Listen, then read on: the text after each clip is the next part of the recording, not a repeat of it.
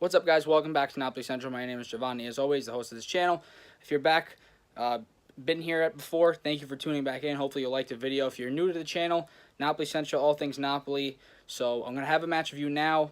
I got some feedback. I'm not going to go over the goals real quick because obviously there's no highlights in this video. You guys can go check them out for yourself if you really want to. But just want to talk about what I thought, things that I saw in a 1-1 Napoli PSG match. So obviously this was the return leg of, not the return leg, but the second match of the two in the group stage for this group in the Champions League. It was a great match. Obviously the second half, if you saw the match, or if you didn't, Napoli was much better in the second half than the first half. PSG really, I think, outplayed Napoli in the first half, where they outpossessed them, had better chances. Napoli had maybe like one chance, and it wasn't even that great. Ruiz hit one from far, kind of skid it. You know, he kind of it wasn't even close to being on target, honestly. And then in the second half, Napoli just played a lot better than they did in the first half. They ended up tying it with a penalty by Insigne. I mean, Buffon in the first, let's say from the 50th till the 60th minute, or maybe even before that, within like 15 minutes, Napoli had like 4 or 5 shots on target, and Buffon saved them all. I mean, this dude and the defense were making clearances left and right. I couldn't understand how Napoli hadn't scored yet. Finally, it was kind of like a sandwich play. Callejon was sandwiched between a defender and Buffon, got the penalty, and Insigne scored, even though he guessed right Buffon. So it was a great way to come back into the match. Napoli's pressing really hard, and I thought that they deserved that goal.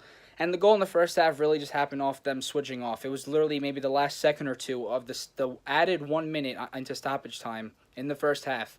And Bernat was played into the box. He almost stumbled, but still scored. So, like, it's just that there was a mentality, or not mentality, but just a switch off. It's, the half is ending. We're going to end at the half 0-0, 0-0, and Bernat puts it in. So, like, it's just two differences in between the goals. Napoli's goal came from pressing and finally showing their attacking strengths, pushing up front with Insigne and Mertens.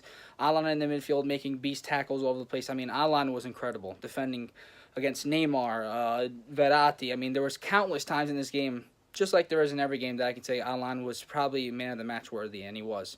But I think that's the difference there. I mean, if Napoli hadn't switched off there in the back and then in the first half towards the end there, but it just happened so quickly. But that's in hindsight. You can't really go back. But nonetheless, like I said, Buffon, incredible performance.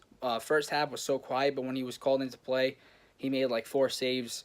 And really, Napoli should have scored more than 1 goal in that range of time. But again, that's in retrospect. You can't go back. But just a great mentality come out of the halftime. Ancelotti definitely clearly spoke to the guys, got to them, and told them, like, listen, that's not our football in the first half. We didn't push up in attack. We didn't take advantage of PSG leaving spaces. Although I will say, with this formation that PSG started with, they definitely how can I say, clogged the midfield a lot better than the first game, because they had it was almost like a 3-5-2 on paper, but then they would shift to like a 4-4-2, it seemed like.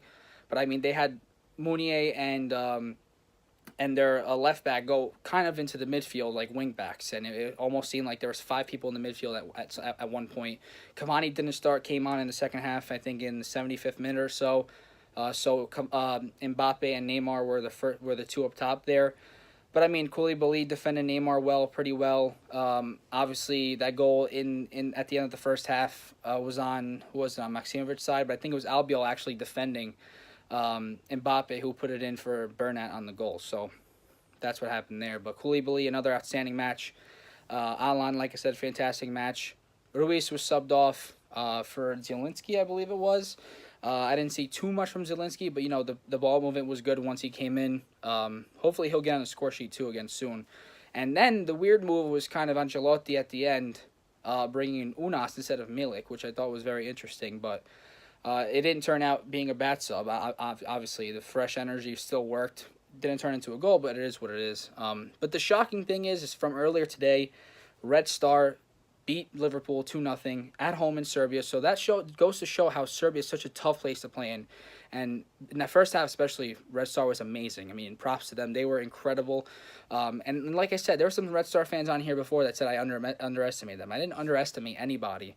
I know how playing in Serbia is so tough, but it's just that obviously they just don't have the same quality as some of these other teams in this group. But they pulled out a result, and good for them, and that was incredible. And that also helps Napoli, because with the tie, Napoli and Liverpool are both at 6, PSG at 5, Red Star at 4. Everyone is still alive in this group.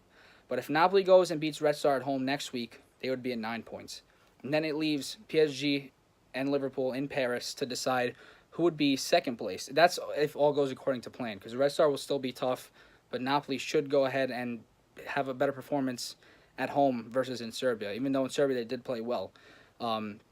So it's really a wide open group, guys. I mean, I don't know where it's going to end up, but if Napoli can end up at 9 points, even if a scenario turns out where Napoli and Liverpool win in their next Champions League match, both will be at 9 and both will go through. PSG and Red Star will be eliminated and relegated into Europa League. But, I mean, if Napoli wins and then PSG wins, it's still going to be an important match going into Anfield, because if Liverpool can beat Napoli at Anfield, they will both be at 9, and then it would come down to goal differential. So it's going to be interesting.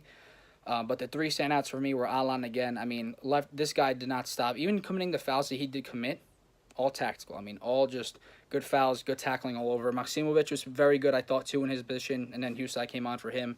Koulibaly, again, amazing. Insigne did well to take that penalty. Mertens, in the second half, much better than the first. And that's all I can say. I mean, after being down 1-0, I'll take the 1-1 draw. I'll leave it at that. If we had lost this game, it would have been crushing, because in the second half, I think we deserved that goal. And if not to win, but at least we got the point. And obviously, not winning in Paris sucks. But I can't complain at where we're at right now. We're tied for first, and we'll go into Red Star at the San Paolo from there. So I'll see you guys in the next video. Subscribe if you haven't. Like the video too, and I'll see you guys later. Ciao.